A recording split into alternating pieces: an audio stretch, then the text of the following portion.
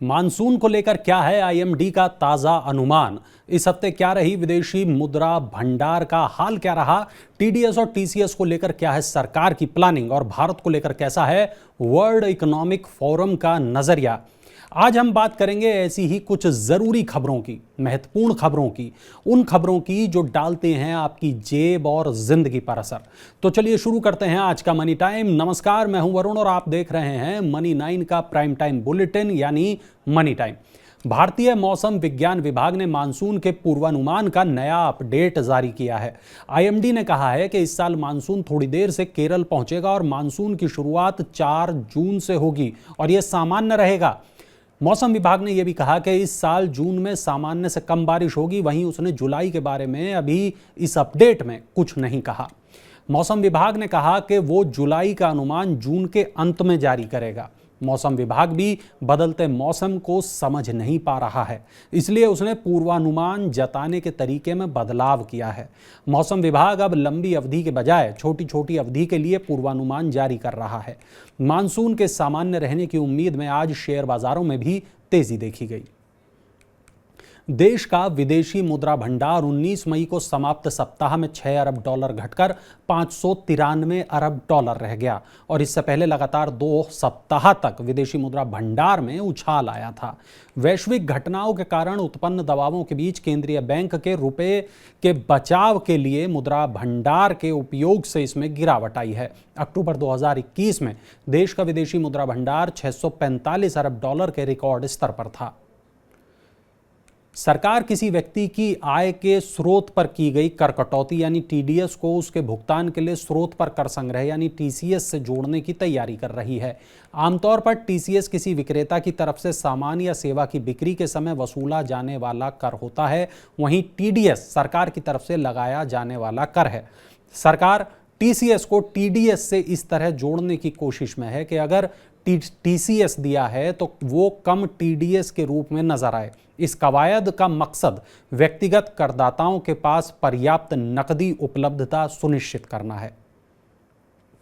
World economic forum का यह कहना है कि भारत इस समय स्नोबॉल इफेक्ट का सामना कर रहा है। इस प्रक्रिया में बहुत अधिक निवेश आएगा और बहुत अधिक नौकरियां पैदा होंगी। भारत इस साल सबसे तेज वृद्धि दर्ज कर सकता है। स्नोबॉल इफेक्ट का अर्थ यह है कि किसी एक घटना के कारण कई बड़ी घटनाओं का होना और इस कारण भारतीय अर्थव्यवस्था तेजी से बड़ी होती जाएगी।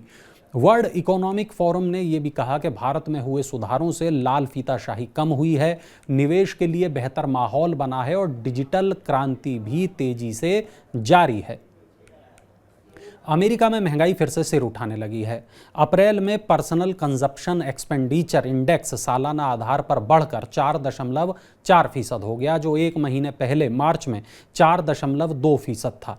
जनवरी के बाद पहली बार अमेरिका में महंगाई बढ़ी है। ऐसा सेवाओं, खाद्य पदार्थों और वस्तुओं की कीमत बढ़ने से हुआ है।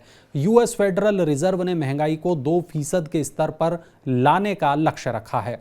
महंगाई बढ़ने से अब एक बार फिर ब्याज दर बढ़ने की संभावना बढ़ गई है।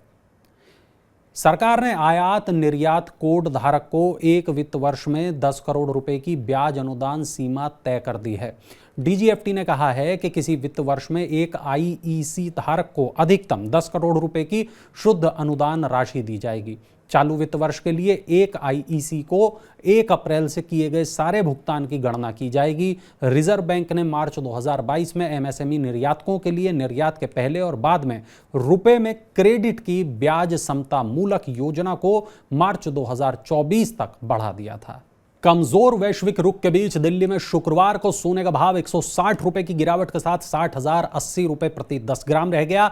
वहीं चांदी की कीमत 360 रुपए चढ़ गई और पहुंच गई 72,500 रुपए प्रति किलोग्राम पर। विदेशी बाजारों में सोना नुकसान के साथ $1953 प्रति औंस रह गया। वहीं चांदी बढ़त के साथ 23.10 डॉलर प्रति औंस रही। घरेलू शेयर बाजार शुक्रवार को लगातार दूसरे दिन बढ़त में रहे। इंडेक्स में मजबूत हिस्सेदारी रखने वाली रिलायंस इंडस्ट्रीज में खरीदारी से सेंसेक्स में 629 अंक का उछाल आया। वैश्विक बाजारों के मजबूत संकेतों और विदेशी पूंजी का निवेश जारी रहने से बाजार में मजबूती रही। गुरुवार को भी सेंसेक्स 99 अंक पर था। सेंसेक्स की 30 कंपनियों में से रिलायंस इंडस्ट्रीज में सबसे ज्यादा 2.79% की वृद्धि दर्ज की गई।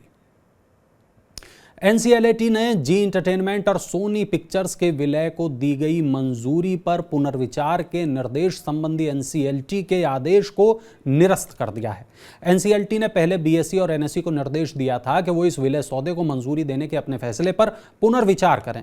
11 मई को जारी इस आदेश के खिलाफ एनसीएलटी में अपील की गई थी। अपीलीय न्यायाधिकरण की 2 सदस्यीय पीठ ने एनसीएलटी से कहा कि वो जी एंटरटेनमेंट और सोनी पिक्चर्स के बीच विलय के सौदे पर नए सिरे से विचार करे और सभी पक्षों की राय को जाने।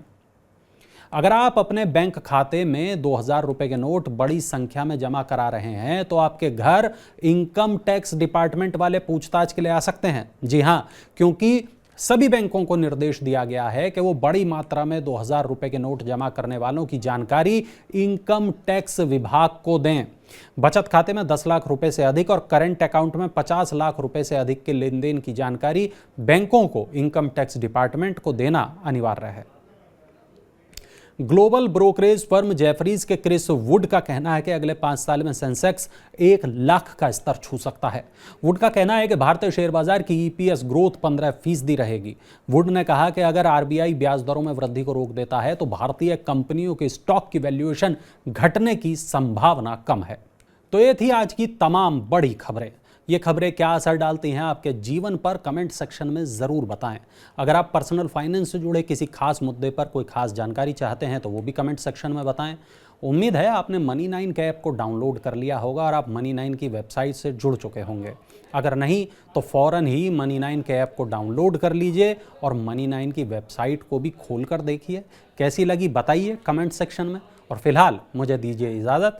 अब नई खबरों के साथ आपसे मुलाकात होगी सोमवार को। तब तक के लिए नमस्कार।